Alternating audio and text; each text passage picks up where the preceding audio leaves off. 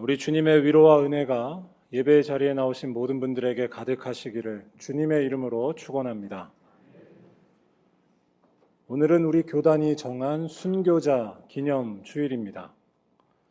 순교라고 하는 말은 사실 듣는 것 자체만으로도 참 두렵고 떨립니다. 믿음 때문에 목숨을 잃는다고 하는 것, 이것은 말 그대로 비참하고 슬픈 일이기 때문입니다. 뭐라고 할까요? 한편으로 볼 때에 결국 믿음이란 실패한 것처럼 느끼게 하는 그런 현실이 순교가 아닐까요? 믿는데 목숨이 사는 것이 아니라 죽는 것이라면 세상 사람들이 뭐라고 할까요? 그런데 교회는 놀랍게도 이러한 순교자의 피 위에 세워져 있습니다. 교회가 가장 교회답고 생명력이 넘쳤던 것은 순교자들이 나올 때였다는 것이 교회 역사의 증언입니다. 목숨보다 믿음을 소중히 여긴 이들 덕분에 교회는 믿음이 살아날 수 있었고 주님께 순종하며 올 수 있었습니다.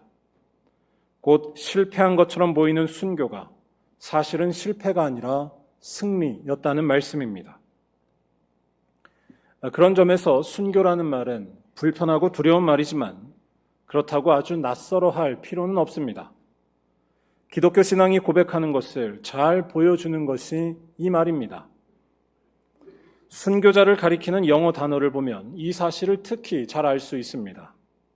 순교자는 영어로 마터입니다. 한번 화면을 보여주실까요? 마터, 말 그대로 믿음을 위해 목숨을 잃은 사람을 마터라고 부릅니다. 그런데 이 마터는 또 다른 뜻도 가지고 있습니다. 증인. 마터의 어원인 헬라어 마르투스는 본래 증인이라는 뜻도 가지고 있다는 것입니다. 증인이 곧 순교자라는 사실. 여러분 이 말을 잘 생각해 볼 필요가 있습니다. 왜 증인이 순교자라는 말이 됐을까요? 이 말은 일단 예수에 대해 증언하는 것 자체가 목숨을 잃는 것이었다는 뜻이 됩니다. 초대교회 당시 예수에 대해 입을 뗀다는 것, 그분을 주님이라 고백하고 그분이 온 세상의 통치자라고 선포하는 것 자체가 죽음을 부르는 위험한 일이었다는 것입니다. 그런데 저는 여기에서 한 가지 더 생각해 보고 싶습니다. 증인이라는 말이 순교자라는 말로 굳어졌다는 것은 결국 죽는다는 것을 알면서도 증언하기를 멈추지 않은 이들이 있었다는 뜻이 아닐까요? 만약에 증언하면 죽는 걸 알고 무서워서 그쳐버렸으면 증인이라는 이 말이 순교자로 굳어지지는 않았을 것입니다. 아마 증인이라는 말은 겁쟁이라는 말로 바뀌었을지도 모릅니다. 아니 얼마나 많은 이들이 계속해서 그래왔으면 증인이 곧 순교자란 말이 됐을지 생각해 보시라는 것입니다. 예수를 증언하면 죽는 걸 알면서도 증언한 사람들, 예수에 대해 주님이라고 온 세상의 통치자라고 고백하기를 주저하지 않은 사람들이 멈추지 않고 있었다는 것입니다. 그러니까 증인이라는 이 말이 곧 순교자라는 말로 굳어진 것이 아니겠냐는 것입니다. 죽음이 중요한 것이 아니라 예수에 대한 믿음이 중요했다는 것입니다. 여러분, 예수에 대한 믿음이 목숨보다 중요하다고 말하는 순교자들의 외침이 들리시나요? 아니, 그들이 고백했던 그 믿음의 핵심, 예수가 모든 것을 다스리시는 하나님의 아들이시고 그분께만 안전이 있고 위로가 있고 생명이 있다는 그 비밀이 보이시나요? 그 비밀이 보이기 때문에 눈앞에 두려움이 오더라도 사라지고 두려움이 오든지 안 오든지 예수만 쫓아가고 계신가요? 오늘 읽은 말씀도 마찬가지의 질문과 이야기를 던지는 말씀이라고 할 수 있습니다. 오늘 말씀은 예수께서 제자들과 함께 갈릴리 바다 건너편으로 배를 타고 가실 때 일어난 일에 대해 전하는 말씀입니다.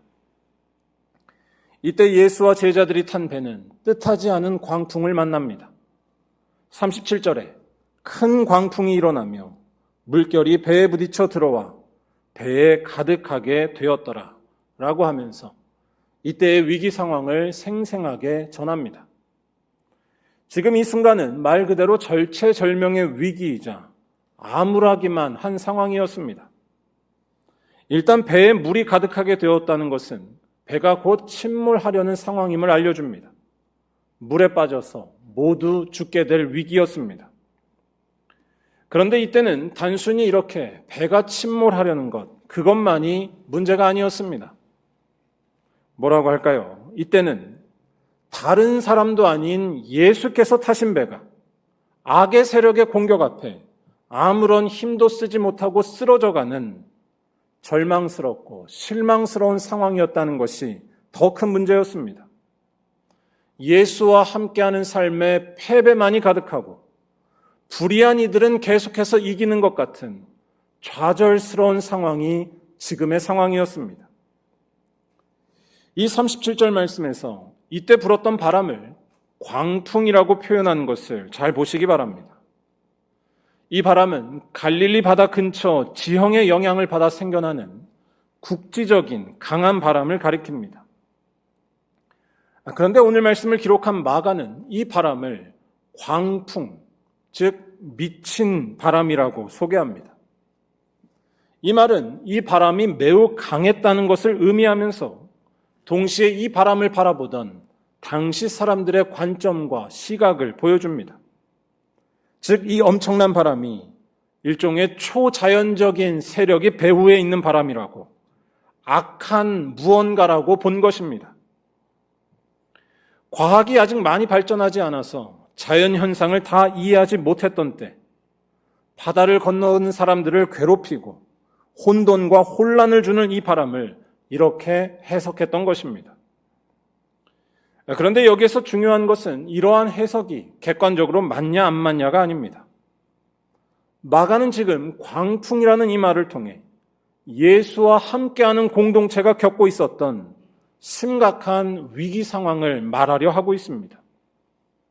바로 예수와 함께 가는데도, 예수의 말씀을 붙들고 있는데도 광풍과도 같은 악한 세력이 나타나 핍박하고 있으며 죽음의 순간들이 찾아왔다는 것입니다. 그런데 여기에서 우리들은 한 가지를 더 생각해야 합니다. 마가가 전하는 교회의 상황은 단순히 이러한 문제와 아픔이 있다는 것, 그것만이 다가 아니었습니다.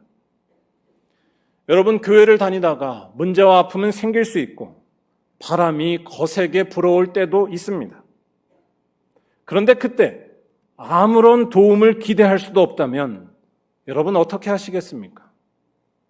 미친 바람이 불어오는 것처럼 핍박을 받고 있으며 죽을 것 같은데 하나님은 도무지 보이지 않는다면 여러분 어떻게 하시겠습니까? 사람이 죽어나가기까지 하는데 아무 일도 일어나지 않던 것입니다. 이것이 오늘 말씀에 나온 예수와 함께 배에 탄 사람들이 겪었던 어려움의 핵심이었습니다. 광풍이 불어오는 상황에서 예수께서는 보이지 않았고 예수께서는 주무시고 계셨다는 것입니다. 거센 바람이 계속 불어와서 침몰하려는 이 위기의 순간에 분명히 함께 하시는 것으로 알았던 예수는 보이지 않은 것입니다. 그래서 38절에서 제자들은 예수를 깨우면서 이렇게 말합니다. 선생님이여, 우리가 죽게 된 것을 돌보지 아니하시나이까? 이 말은 예수께 도움을 요청하는 말이면서 동시에 항의하는 말이기도 합니다. 자기들은 돌보지 않고 잠만 자고 있는 예수께 항의하는 것입니다. 화가 난 것이면서 예수께 실망했던 것, 상처받은 마음을 표현하는 것입니다. 여러분, 이런 상황에서 예수께서 깨어 일어나신다면 그 다음에 어떻게 하셔야 자연스러우실까요? 하실 걸 하시더라도 좀 미안하다고 하셔야 하지 않을까요? 그런데 이후에 벌어지는 상황은 아주 놀라우면서도 동시에 이해하기가 참 어려워 보입니다. 예수께서 깨어나신 후 놀랍게도 광풍이 그치고 바다가 고요해집니다. 그런데 더 놀라운 것은 이때 예수께서 제자들에게 미안해 하신 것이 아니라 오히려 반문하고 계셨다는 것입니다. 어찌하여 이렇게 무서워하느냐? 너희가 어찌 믿음이 없느냐? 일단 잠에서 깨어나신 예수께서는 모든 상황을 급속히 정리하십니다. 39절에 이 모습이 나오는데요. 여기서 예수께서 하시는 행동을 잘 관찰해 보시기 바랍니다. 예수께서 하시는 행동은 아주 특이합니다. 그는 바람을 꾸짖으십니다. 또한 그는 바다에게 명령을 내리십니다. 잠잠하라, 고요하라. 여러분은 예수의 이 모습이 어떻게 느껴지시나요? 바람을 꾸짖고 바다에게 명령한다는 것이 그저 동화나 전설의 한 장면처럼 보일지도 모르겠습니다. 하지만 예수의 이러한 모습은 예수가 누구신지를 나타내 줍니다. 바로 예수는 하늘과 땅을 지으신 창조주와 같은 분이시고 온 세상을 다스리고 계시는 하나님의 권능을 가지셨다는 것입니다. 바람보다 높으시고 바다보다 권세가 있으신 분이 바로 예수라는 것입니다. 오늘 말씀의 상황과 관련해서 말을 하자면 눈앞에 보이는 것이 실망스러운 것뿐일지라도 좌절하지 말라는 것입니다. 믿는 자들의 삶이 상처로 가득해도 염려치 말라는 것입니다. 지금 우리와 함께 하시는 분은 하늘과 땅을 다스리시는 하나님의 아들 예수시기 때문이라는 것입니다. 바다보다 권세 있으신 분이 나와 함께하고 계시기 때문에 눈앞의 상황에 굴복하지 말라는 것입니다. 그래서 예수께서는 40절에서 제자들에게 이런 말씀을 하십니다. 우리 한번 이 말씀을 다 같이 읽어보겠습니다. 이에 제자들에게 이르시되 어찌하여 이렇게 무서워하느냐? 너희가 어찌 믿음이 없느냐 하시니. 아멘. 이 말씀이 오늘 말씀이 말하려는 핵심이라 할 수 있습니다. 사실 여기 나오는 예수의 질문들은 좀 뜬금없거나 또는 매정하게 느껴질 수도 있습니다. 바람이 거세지고 경랑이 휘몰아쳐서 죽을 것 같을 때, 아니 믿는 자들이 핍박을 받고 점점 그 어려움이 심해질 때에 무서워하는 것은 인지상정의 일입니다. 예수를 믿고 있는데 죽음이 눈앞에 오고 있고 고문을 받고 미움의 대상이 되어버린다면 어떻게 무섭지 않을 수 있을까요? 그런데 예수께서는 이때에 오히려 제자들에게 어찌하여 이렇게 무서워하느냐라고 반문하십니다. 예수의 이 말은 제자들을 공감하지 못하는 아쉬운 모습에 대해 말하는 것이 아닙니다. 이 말은 오히려 모든 아픔과 어려움을 근본적으로 치유하는 일종의 비밀을 전하는 것이라 할 수 있습니다. 바로 예수가 누구신지에 눈을 뜨라는 것입니다.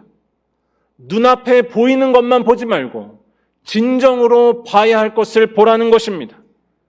예수께 눈을 뜨면 무서움과 아픔 속에서도 위로가 오며 실망스러운 것만 가득할지라도 넘어지거나 좌절하지 않는다는 것입니다. 아니 모든 것의 실패와도 같은 죽음이 올지라도 그 죽음에 굴복당하지 않으며 오히려 더욱 예수를 따를 수 있다는 것입니다.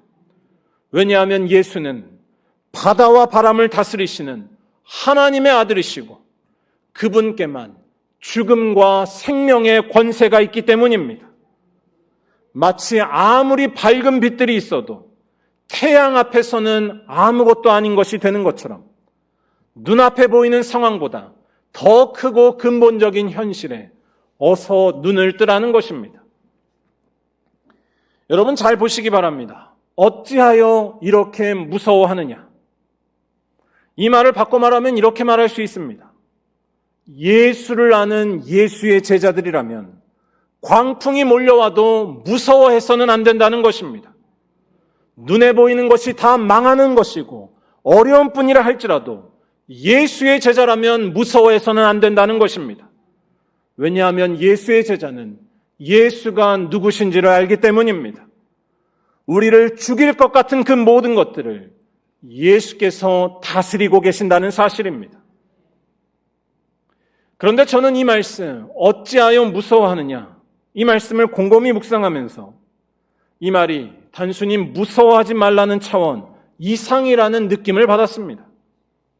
어찌하여 이렇게 무서워하느냐?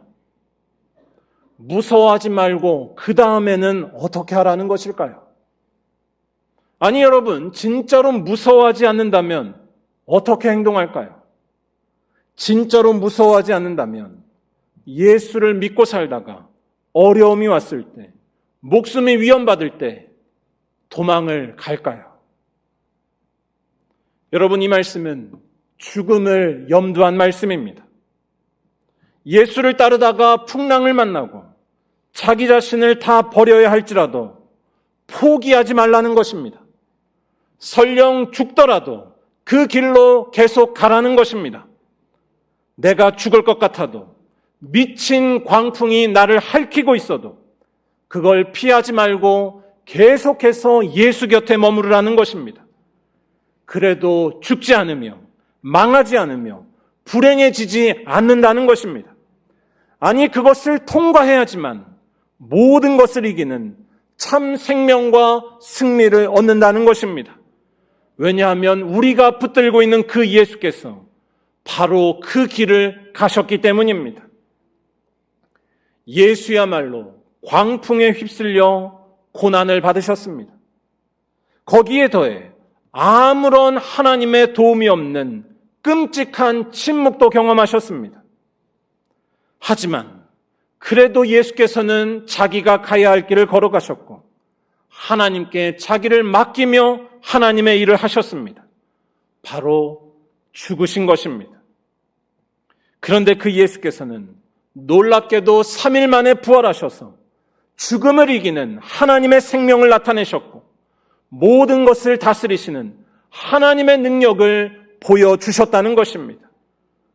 하나님을 의지하면서 고난과 죽음을 당하신 예수가 바로 생명이셨고 또한 승리하셨다는 것입니다. 그리고 우리 예수쟁이들은 이 예수를 믿고 따르기 때문에 우리 또한 똑같은 생명의 길을 걸어갈 수 있다는 것입니다. 예수를 믿고 따르다가 광풍이 몰려와도, 악한 세상이 승리하는 것 같아도, 그래서 믿음이 실패하는 것 같고 내 목숨을 잃는 것 같아도 두려워하지 않고 그 길을 걸어갈 수 있다는 것입니다. 그 길이 망하지 않는 길이고 그 길이 사는 길이고 그 길을 통과할 때에 우리는 승리할 것을 믿기 때문입니다. 바로 부활하신 예수께서 우리를 기다리시고 맞아주시는 것입니다. 사랑하는 여러분, 오직 예수가 누구신지를 알아보시고 그분만을 따라가는 죽음과 고난의 길을 외면하지 마시고 승리의 길로 걸어가시기 바랍니다. 눈앞에 실망스러운 것뿐이어도 끝까지 여러분 자신을 예수께 복종시키시기 바랍니다. 예수만이 망하지 않는 분이고 예수만이 죽음을 이긴 분이고 예수만이 우리들을 죄에서 해방시키시는 하나님의 아들이시기 때문입니다. 그렇기 때문에 예수를 따르는 고난의 길을 꼭 걸어가시기 바랍니다. 이 무더위에 더 힘들게 지낼 수밖에 없는 연약한 이들을 생각하시면서 그들을 사랑으로 섬기시기 바랍니다. 남의 약점만 들춰내서 공격하는 사람이 되지 마시고 나 자신을 먼저 부인하고 서로 불쌍히 여기시기 바랍니다. 또한 무엇보다 아무리 바빠도 날마다 기도하시면서 하나님 앞에 서는 외로운 골방을, 눈물의 자리를 사수하시기 바랍니다. 그리하면 여러분 앞에 있는 광풍은 다 잠잠해질 줄로 믿습니다. 망해도 망하지 않을 것이고 침몰해도 살아날 것이며 영광스러운 삶이 될 줄로 믿습니다. 세상을 이기신 예수께서 세상 끝날까지 우리와 함께 하실 것이라고 약속해 주셨기 때문입니다. 마지막으로 이러한 믿음을 고백하는 찬양의 가사를 불러드리고 말씀을 마치고자 합니다. 옛날 복음성가인데요, 주의 길을 가리라는 찬양입니다. 바라기는 오늘 말씀과 이 찬양 가사를 통해 우리들의 믿음을 다시 한번 고백하시고 아무것도 두려워하지 않으면서 예수만을 따라가는 말리언교회의 거룩한 성도들이 다 되시기를 주님의 이름으로 간절히 축원합니다. 제가 찬양 가사를 읽어드리겠습니다. 비바람이 앞길을 막아도 나는 가리, 주의 길을 가리. 눈보라가 앞길을 가려도 나는 가리, 주의 길을 가리. 이 길은 영광의 길, 이 길은 승리의 길. 험한 파도 앞길을 막아도 나는 가리, 주의 길을 가리. 모진 바람 앞길을 가려도 나는 가리, 주의 길을 가리. 이 길은 고난의 길, 이 길은 생명의 길. 나를 구원하신 주님이 십자가 지고 가신 길, 나는 가리라, 주의 길을 가리라. 주님 발자취 따라 나는 가리라. 아멘. 기도하시겠습니다.